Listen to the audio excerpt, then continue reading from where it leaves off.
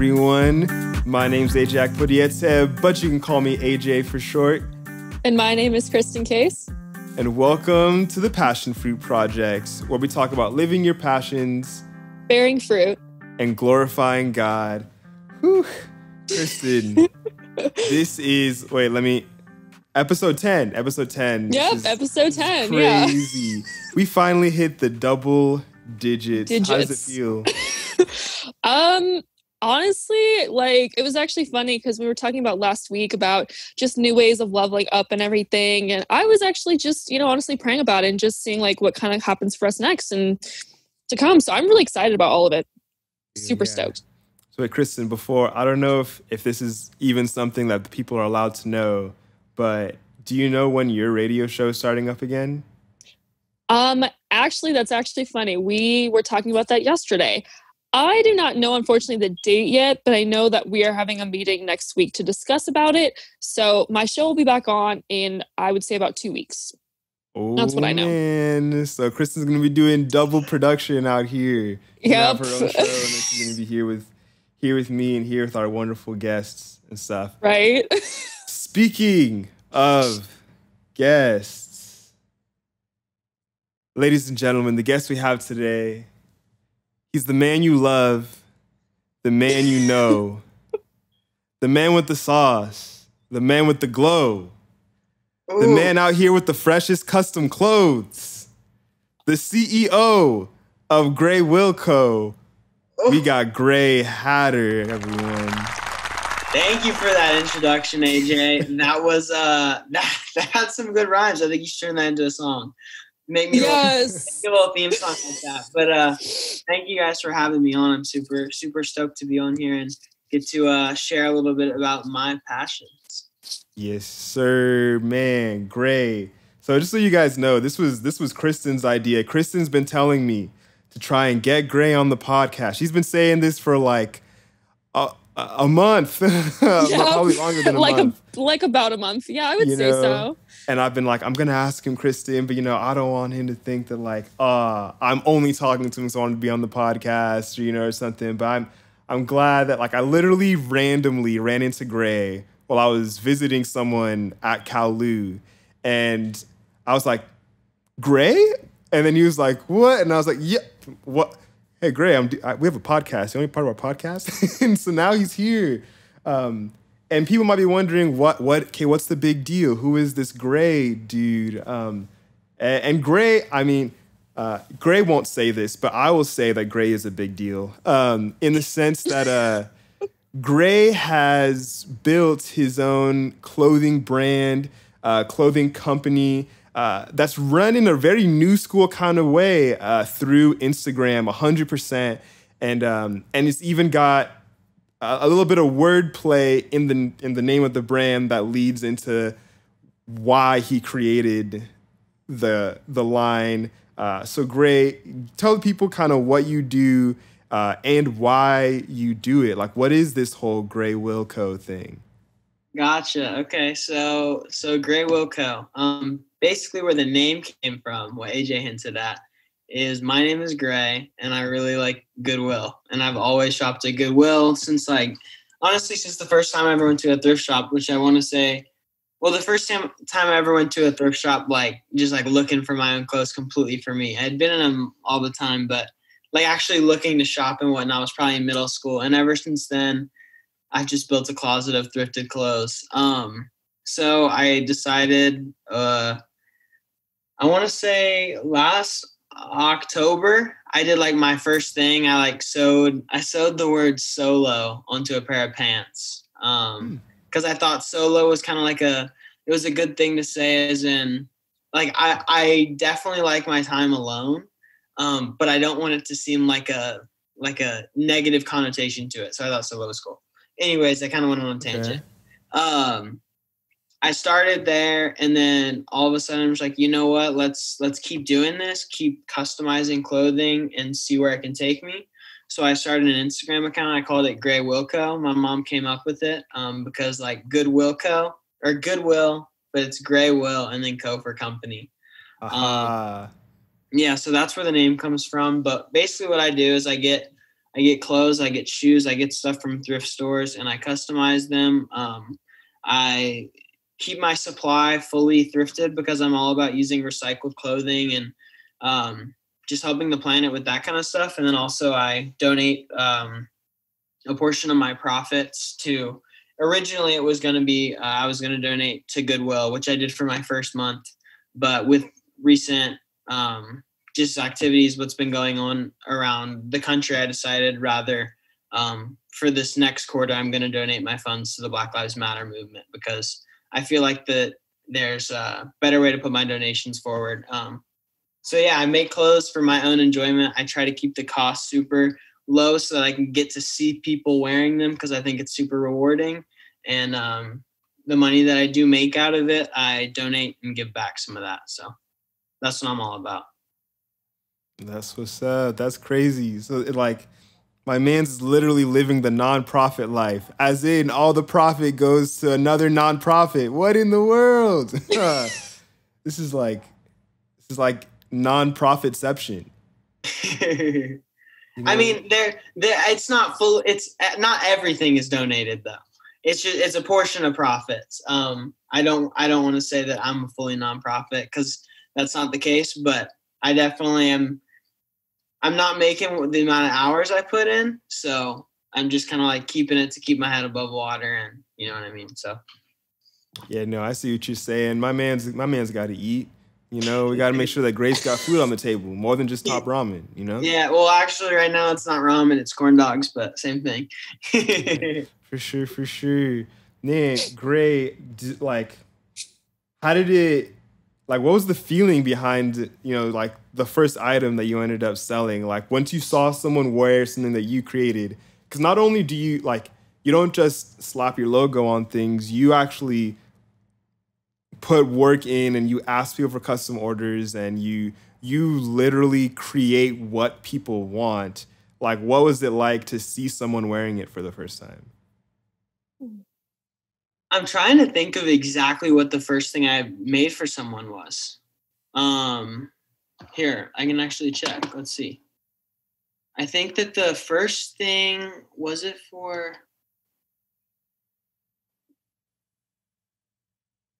I want to say the first thing that I made for someone, like when I started Graywillco, was I did a pair of Air Force Ones. I painted the Nike signs lilac purple.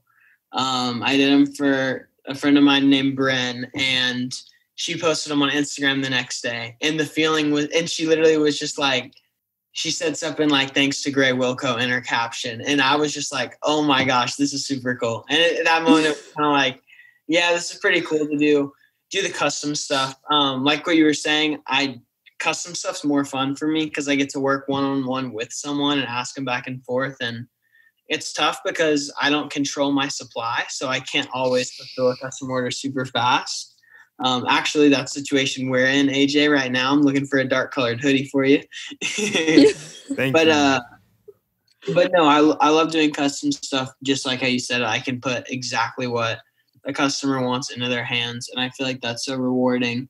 And the other stuff that I do, it's genuinely me trying to keep a supply going and keep those individuals who might not want to reach out to me for a custom thing, but still want something. That, and also the more stuff I make, the more practice I have. And yeah, but my favorite thing to do, shoes. I won't lie about it. That's definitely my favorite thing to do. Okay. My man doesn't cap. Yeah. No. All right. So basically what you're saying is you're going to make all the stuff for my next music. I'm just kidding. Then who knows? Who knows? I will. There you go. You guys got a collaboration. Look, like AJ, your next song is coming out. Wait, AJ, when is your next song? When is your next song coming out? You gotta talk about that. Talking about some news, some exclusives. Exclusives. Okay. This is somewhat of a tangent. I don't know if this has ever happened to either of you guys, but so I'm part of like a coaching community, and so I sent in my song to get reviewed and whatnot to see what my coach thought of it, and he was like, AJ, you're getting better and whatnot, but you need more sauce. And I was like, sauce? What do you mean? He said, basically he said I didn't have enough sauce, and I was like, okay, so I need to figure out a way to get some more sauce before before I put out my next song. Dude, I think you're gonna get a Graywillco hoodie, and then it's just gonna be there. That's true. There you I'm go. gonna put on once Gray sends me this project he's working on for me. I'm gonna wear that while I record, and that's gonna be all the sauce I need for this new song. Maybe too much even. Yeah, it's gonna be too much sauce overload. You know what's so funny is how many times AJ has said "my man's" and like how many times and the sauce. I've never heard this many times from AJ like ever. Like in the 3 years I've known him, I've never heard that many times. I've heard the fire and the sauce, but never "my man's" and sauce, and like maybe like more than 8 times. It was funny. I mean, Gray's my man's. You know, I guess a little bit of backstory on how I met Gray. I've actually heard about Gray a lot before we started actually chatting. And so I met Gray's sister on a like an invasive bamboo cutting project 4 years ago. And last year when Gray came to Kowloon, I'd been doing a little bit of music stuff with his sister for this thing called Common Ground at school, which is like a worship service held every week. And I kept hearing about Gray, and I had heard Gray say announcements and stuff, but I never introduced myself or anything. And then his sister also told me that Gray did Young Life at one point in time. And I was like, oh, so this guy has musical talents, and he did Young Life, and he's an active dude. He's obviously really into his faith. I want to actually go and have a conversation with this guy. And then I don't know if it was you, Gray, that came up to me, or if it was I that came up to you one day after Common Ground. But we finally got to talk to each other. And it felt so good to actually like cultivate a relationship with someone who kind of does the things that you do. Because I feel like it's really easy to, in college, leave behind your faith to go off and do all kinds of craziness and whatnot, which, I mean, like, no judgment to those who do, you know, like, go out there and be crazy. But that's the easy road. That's the wide path. And also there are many people who, like, go into college and they kind of just cruise, you know, in terms of purpose and in terms of actually putting stuff out there. But you've made the intentional decision to step in and cultivate your faith as well as cultivate a business, which I think is crazy exciting. You might be, I'm trying to think, like the first person who's like kind of actively right now doing a lot of their business. Like we've had people here who have businesses as part of what they do creatively, but for you, you have your business at the center, at the forefront. And you're also now stepping into a leadership role with Common Ground. So I don't know, kind of talk about like what inside of you, like why have you chosen to kind of be intentional about your faith and about your business? Why are you stepping into becoming a leader with Common Ground and even working more with Graywillco? Like, where does this intentionality come from? Why? Yeah, I think... Longest question in the history of questions. I'm sorry. I think I'll talk a little bit about Graywillco first because I think it's a little bit less complex. But for Graywillco, like why I decided to kind of like go in with it, use my creativity and stuff with business. I've always had a niche for selling stuff, I guess, making and selling. In 6th grade, I made and sold paracord bracelets. In 7th grade, I made and sold fingerboards. In 8th grade, I made and sold kendamas. So like every year I have a different project. And ended up this year, that's kind of what I got on. And it's, I don't think I've been as passionate about any of my previous projects since. So I'm just kind of like letting it ride and see where it takes me. Also, I have like I switched majors recently. I'm a business major now. And so like I keep booking of like everything I do for Graywillco. So that's kind of cool because it's almost like practice. Okay. But then like for my faith and stuff like that, like well, my involvement in Young Life is honestly where it started. Growing up and stuff, I went to church. I went to church like every Sunday, and then me and my family, like we stopped going as much, and then it got to a point where it was more like Christmas and Easter. But then in high school, freshman year, I started like going to Young Life, and that's when I started developing like faith on my own. And really junior year is when I got big time like into like, this is like having faith in a relationship with Christ is something that you work at and you put into to get out. And that's when I started like grinding away, reading the Bible and stuff like that, doing devotionals all the time, and just trying my best to live for Christ rather than for myself, I guess. And that all started in Young Life. It was a week at Lost Canyon, and it just changed everything. So yeah, and now stepping into a leadership role in Common Ground, I was so excited. When I was asked, honestly, I was kind of like, well, you know, like I'm honored. I'm so stoked. But at the same time, I was like, I've also only been there for a year, and I don't want to possibly take that leadership role from someone else who really wanted it. And I was super, super excited to hear that there were 5 other people doing it, because it wasn't like I was taking a role and then no one was getting it because of that. You know what I mean? It was more, there's a team of people doing it. And I thought that would be super, super special. So I'm so excited to help lead Common Ground. And I think that work will help me grow my faith individually, but also could help spread faith to other people. So yeah, I honestly, until that question, I never thought about intertwining like Graywillco and my faith. And now it's something that I'm just thinking about. Like, I want to do something cool with that. Yeah, I don't know which way it'll take me, but AJ, you just got my brain moving. So. Well, no, yeah, it was so interesting. Like, oh wait, you good, AJ? Oh yeah, okay. No, I was just gonna say like, yeah, that's what it is, you know? Yeah, no, it's so interesting. So, because AJ said it before, like I sort of was the one like, okay, we need to bring Gray on. And the reason why, which is actually so funny that you're thinking about it, is that I think it makes total sense why you're just thinking about it, because it's so unexpected for you. Like you're venturing into this new business. And what I really saw, which is, guys, actually on his Instagram, which is what I saw, which is why I thought he'd be such a good idea for the show, is because of how much, when I would see people posting about it, how much I think joy it really brought people. And I think you really are choosing that joy and happiness for people.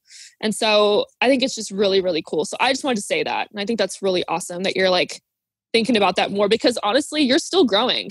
Like Gray, also guys, Gray is much younger than me and AJ are. So you literally are seriously going to grow so much in leadership. And I am really excited about that for you to see that. Thank you. I appreciate that. Yeah. And you want to know something crazy, Gray? I actually know the guy who originally started Common Ground like 20 years ago or something like that. I think it was like at least 20 years ago. He came and spoke at Young Life College one time, and I remember him telling me the reason why he started it was he came to his college campus, Cal Lutheran, and was like, I don't feel like there's a place here for people to get an authentic sense of what I think he said Lutheran experience was, you know. And I mean, I'm not Lutheran, but like I got what he was saying. And he was saying like, people have perceptions of what they think Christianity is, what they think following Jesus is like. And he wanted to give them a place where they could actually get an example of that experience. And ever since I heard him say that, it has completely changed the way that I've looked at kind of like doing ministry in college. Because like you said, it's cultivating a relationship. And it's not really something that's easy. Like, I personally do not have a significant other, but I would imagine that if I did, I would be spending an immense amount of time to try and build that relationship. You know, it's not just a thing that you start one day and then you're like, all right, I'll talk to you next week. it's not, it doesn't work like that, Yeah. It's something that you got to like build with daily conversation. And so, of course, some days are better than other days, but yeah, it's something that you cultivate, something that you work on over time, and common ground. Like what you're doing is you're giving people the opportunity to see what a relationship could look like. And man, I think that's something that a lot of people really need. Thank you. I appreciate that too. I feel like I'm getting flooded with compliments. It makes me so happy. Yeah, I really like what you said about just like the idea of it, of like the cultivation ideas behind like a relationship and that kind of stuff, and like relating it to like faith, because it's so true. It's not like I'll talk to you next week. It's like a constant building. Sorry, my phone went off. It's like constantly building, and you have to put in the work. Yeah. Absolutely. And so like, what do you feel like that's kind of looked like for you lately? Because obviously, the world kind of flipped upside down. I don't know if you noticed the last couple months, 2020 in general has kind of been like the twilight zone. Like, what does it look like building up your faith lately?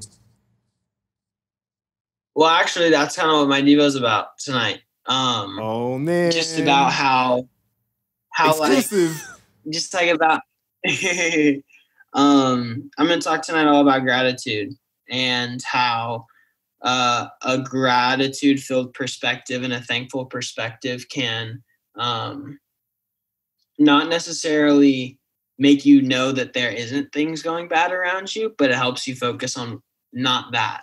One of the examples I give in my Devo that I'll be saying tonight is like, how I could respond to when someone says like, how was your COVID summer? Versus how I will respond. Because how I could say like, my family struggled with COVID. We had multiple people have it in my family.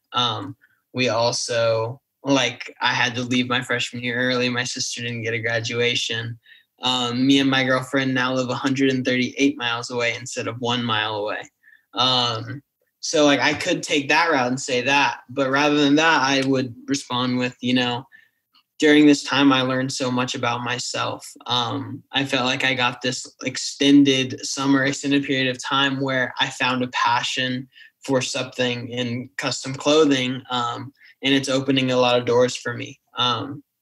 So for me, just like the last couple months, they haven't, like, I won't say they look bad. I think there's definitely been so much stuff going on around me that certainly needs acknowledgement and like safety measures and change. But at the same time, for me at least, that positive perspective is really important, because I can definitely, if I let in, I can get down and I'll get down on myself. And like, if I were to like let that kind of break into me, I wouldn't make anything for like 2 weeks. And then I'd all of a sudden be like, no, get up. Let's go create. But if I can keep that positive perception, like I'll keep producing, I'll keep smiling, I'll keep being happy. And that's what I'm all about. So I think it's all about gratitude, showing thankfulness where thankfulness is due, counting your blessings and that kind of stuff. So. For sure. Did I answer the question? Yeah. Probably, somewhere in there, I think you did. Probably somewhere. I mean, I never think there's really a wrong answer to any question, but yeah. We kind of like, we have questions, but look, I don't know if the people listening know this, but like we don't give out the questions beforehand. Like I know some people think that interviews are like canned or scripted or whatever. Like Gray has no idea what we're going to ask him. No idea. I'm petrified. So it's free flowing. It's kind of just conversational. Hey, for when I'm mixing the audio later, is there a way you can put that on vibrate, Gray? Your Yeah, my bad. Man, I appreciate it. But if I could ask, obvious for me, no one in my family has gotten COVID, but like you just said, you've had COVID happen in your family. And I was just talking to a friend the other day, actually Faith, who was on the podcast way back, like one of the first couple episodes. Faith. right. about I feel like there's a lot of people who think that the whole COVID thing is made up, like it just popped out of nowhere and it's like some kind of boogeyman thing, or if it's not real, it's a conspiracy, quote unquote. When you hear stuff like that, like what do you think? Like what do you feel? You know, honestly, like before it was close to me, I would totally would have said the same thing. I don't think I would have meant it real, but like ironically, with the humor that I sometimes have, I would have been like, oh yeah, the government made it up, just kind of like jokingly. But after basically what happened, my little cousin got it who has asthma. My my extended grandpa got it who has diabetes. Allie, my sister, got it. And then my great grandma got it, who's 97. So there was a lot of it around. And thankfully, I mean, 3 of them were in pretty sketchy situations, but everyone pulled through and everyone is good and happy now. So it's all okay. But I'd say just it's totally real, and just you got to be safe about it, and you need to make sure that you're taking proper precautions. But you also, I feel like everyone needs to understand that like everyone's going through it together. So like we all understand what people are going through. And I feel like if there's that acknowledgement, it makes it easier to go through it and easier to be safe together and more disciplined and that kind of stuff. But yeah, I don't know. It was because, I mean, at the time when I found out Allie got it, I was in Carlsbad in San Diego where I was at, there were 7 total cases in the whole city. So we weren't a big at-risk population. So like I was hanging out with people and stuff like that safely outdoors. And like actually one of the things we had is I created a wiffle ball, this league this summer in my hometown. We had 24 boys. We had 8 teams. We played every Sunday. And immediately when I found out, it was almost like this flash and just like, okay, maybe I need to take COVID a little bit seriously. And then it was mandatory to wear masks after that during our wiffle ball games. Even though wiffle ball is pretty socially distant and we were being careful, we weren't sharing bats and that kind of stuff. Just an extra precaution, just because it kind of like woke me up, I guess. Man, praise God, man. I'm so happy that everyone's healthy and back to, living and moving forward. Because like when I hear people talk about the symptoms and whatnot and like actually having it, I'm like, never. No, that is not I can't do it, Yeah. Yeah. So I'm sure that it kind of lights a bit of a fire inside of you, right? Like in terms of like, I'm going to work so much harder now. I'm going to do so much more because I realize how much I can be grateful for. And I'm almost like, I don't want to, because I know you're going to talk about this later tonight at Common Ground. So I'm like, man, am I about to like dig into this dude's Devo? But even still, like, I feel like it's such a good thing to talk about. Like that gratitude for the fact that your family's alive and okay. I'm sure that even pushes you a little bit more to be like, I'm going to be the most excellent Gray that I can. I'm going to be the best clothing brand owner that I can while I still have the time to do so. Yeah. I honestly think even outside of Graywillco, just like I've always, you can ask anyone that knows me like real well, I'm very cheap. In terms of like, I don't like to buy food. And like even just one thing in terms of Graywill, this summer with everything that went on, I learned that like, not to be careless with money. That's not a good thing to say. But I feel like a lot of stuff that I learned is like money is this thing that like $1 is so small and it has, it doesn't control your life, and it doesn't like spending an extra $4 to get this t-shirt that you're like, maybe it would work, maybe it would not. I like stopped doing it this summer. And if there was anything that was borderline, I'd be like, yes, I'll get it. And that was just because when I saw the t-shirt, I'd visualize someone wanting it and someone wearing it and posting on their story. And I don't know exactly how that relates to how my COVID went through my family, but I feel like it just pushed me to like kind of not worry about stuff that I did in the past, not worry about necessarily every single dollar I spend, just kind of like living in the present and just doing what I think is going to make me happy. Because at the end of the day, if I buy a t-shirt for $4 and I print my logo on it, and it doesn't sell, I just spent $4 to have fun. I spent $4 for 20 minutes of my own fun, and I'm good with that. Like I'll do that any day of the week. So that's kind of where it went in terms of business and stuff like that. But even this summer, like in my relationship and stuff like that, after that, I didn't anymore be like, let's not do that. It's a little expensive. And it's like, if we thought it'd be something, me and Samantha, I've been dating my girlfriend for like 3.5 years. But like if it was something that it's like, yeah, that could be fun, it's like, let's just do it. Cause what will losing $25 matter in 5 years? Like, will you really regret that money spent then? And it's not, I'm definitely still super stingy with money. I'm still cheap. I don't like to go out and buy food. But just like, I feel like a lot of stuff that I learned this summer is like, you can't necessarily be so uptight about every single thing you do if it is at the cost of doing things that you enjoy.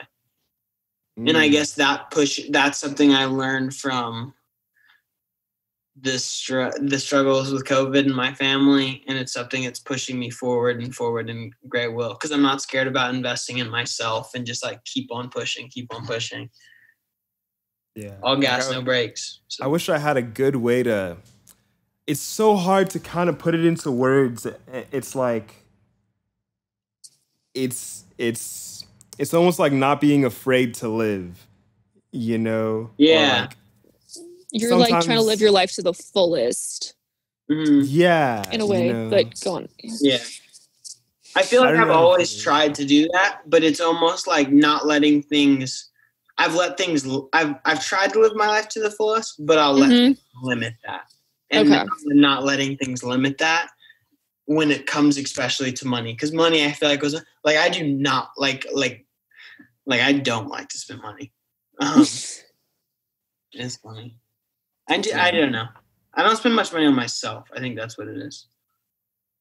For sure. So hey, hopping into the practical side really quick. Obviously, people talk about, running a business through Instagram and whatnot. And like people have heard the why of what you do. But in terms of the how, like, how does that work? Kind of, you said you buy stuff at thrift shops and then you do the work to like customize them and then you sell them to people. But in the middle, there's this whole like navigating a social media landscape to create a business. Like, how does that work? Like, what's the actual, we were talking about analytics a little bit earlier, but if you had like some hot tips, strategies, like how do you make it happen? Yeah. So Instagram, you don't have to give away everything, by the way. Like, you don't have to give them all the sauce, give them some sauce. Instagram has this feature called Insights, and honestly, the only one that I look at is audience. And I'm able to track how many. I'm able to track like how many followers I gain per day, and then I can look at what did I post that day, that kind of stuff. So that's a big thing that I do and look for in terms of what I post and that kind of stuff. I know that my following, I post a lot, and I feel like it just helps me in terms of two things. So actually, that Instagram account was my old Instagram account, like in high school. When I got to college, I made a new Instagram account because I just like started like refresh, right? But when I went to make my Graywillco Instagram account, I already was logged into 5 Instagram accounts on my phone, because I have a bunch of Instagram accounts that I'm logged into, like a disc golf one for the Wiffle Ball League, my personal one, my old personal one, and then this like not meme Instagram, but I went bald when I was in high school, and it was like an Instagram Oh, about that. man. Yeah. But so I had to use an old Instagram, and I want to say when I got it, I had like something like 600 followers. So the more that I post, slowly but surely people do unfollow me. And I'm totally okay with that, because it's a lot of followers who kind of, they followed my old Instagram in high school, and now they're not interested in the stuff I make. And I'm totally fine with that. Because I want that following that I have to be people who want to view the stuff I make, if that makes sense. So I've noticed that the more stuff I put out there, people like it and people share it. And yeah, it helps me that way. Also, in terms of custom stuff, not for like t-shirts I sell, like weekly or whatever, because they're already very, very inexpensive. But for custom stuff, I'll ask people, actually more so shoes. For shoes and such, I get $5 off if you put them on your Instagram. And that's just a little bit of getting coverage and getting my Graywillco out there and stuff like that. But like the between process is pretty much it's a trip to the thrift shop. It's buying anything that I think is unique, or is buying anything that I find unique or kind of like plain and colored. Washing them. I always wash them before. And then it's screen printing, which I've grown to love. It's super cool. And then in the meantime, there's new logos that I'm working on. I'm about to, actually, I think I'm going to work on one this weekend when I'm at home. I might print it. So there's plenty of stuff that I'm kind of always doing. I always have stuff lined up. Like right now, right here, I'll grab them. Right here on my desk, I just have like 2 like brand new pairs of shoes that I have custom orders for painting, and it's like I'm just waiting to find time that I'm able to paint these in. So I'm just busy. I'm definitely grinding, and I think a lot of people appreciate the grind too.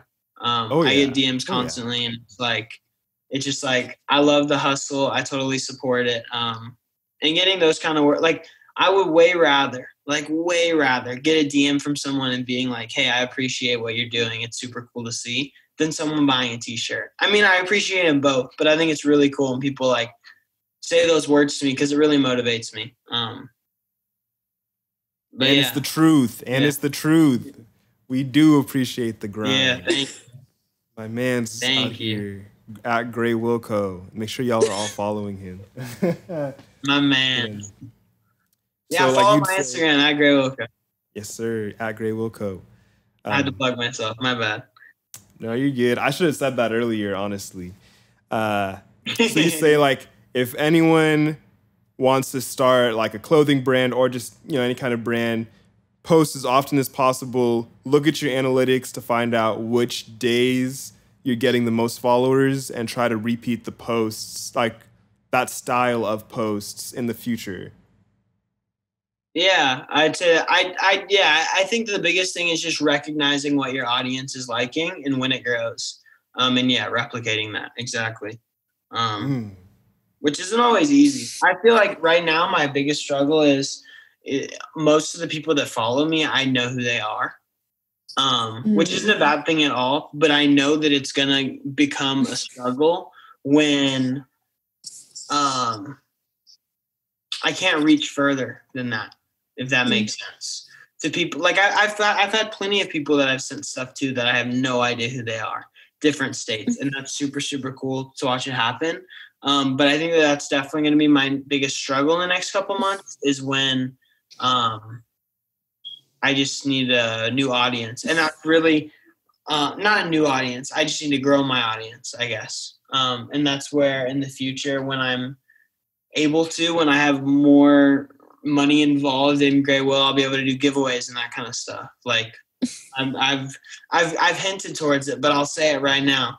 When I hit 1K, I'm doing a full Air Force One custom giveaway. So that kind of stuff. And then I hope when I then make that custom giveaway, then like it'll be people putting stuff on their stories, and I'll get more follows from that and more people. And So it's just like this process of growing, and I'm ready for it, and I know it's a grind, and just stick into it. So that's what's up. Yeah. All right.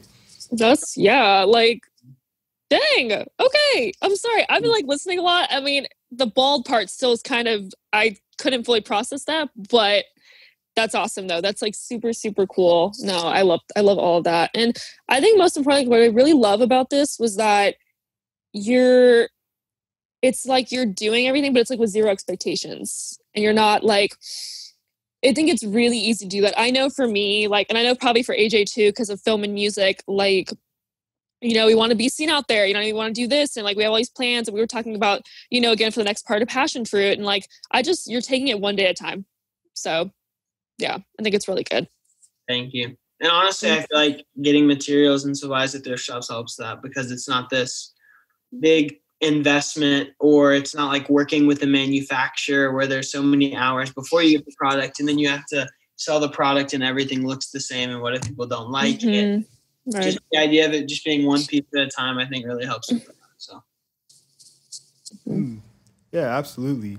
Any kind of last like tips or advice you'd say to maybe a younger Gray, or like a younger person who might be looking at this being like, man, I want to do what Gray's doing, or might be in a similar position to like, they got an entrepreneurial spirit, you know, and they're like, oh man, I love Jesus and I love creating and whatnot, but like, I don't know, should I even try to do a business? Businessmen are evil, quote unquote. I don't know. What would you kind of say to to that guy, to a younger Gray out there listening, trying to figure out if they should start something like what you're doing? I'd say take the leap of faith, but don't do it for anyone but yourself. I think if you're doing it for yourself, you're not going to... No. If you're doing it for yourself, then you're not going to regret what you do. And you're going to be more upset at yourself a couple years down the road if you never tried. So take the leap of faith and do it for yourself. All right. Man, at Graywillco, y'all. That's our man right there. Dropping the bars. Gray, thank you so much for being on this show. It's that time. Kristen, what time is it? It's that time, you guys. It's lightning round. Man, Gray. We've got some really deep analytical questions here that are going to test your knowledge of business, politics, theology. I'm just kidding. Oh, no. That stuff. It's not that bad, I promise. You got to answer these questions as fast as possible. I'm pulling out my phone right now. And the time you're trying to beat is Nelica with 23.46 seconds. Are you ready, Gray? Easy. I'm ready. Gray, early before this, Gray was like, man, I'm going to blow her time out of the water. All right. Ready? Mm-hmm. 3, 2, 1. 2. What's your favorite ice cream 1. color? I mean, ice cream flavor. What's your favorite ice cream flavor? Rocky Road. You know what? Hold on. I messed that up. Let's start over. Let's start over. Yeah, I was going to say, let's start there. I don't want it to be a flub completely. No, yeah, we're all good too, because that's not my favorite ice cream color. That was just the first thing that came to mind. Okay. Ready? All right. 3, 2, 1. What's your favorite movie?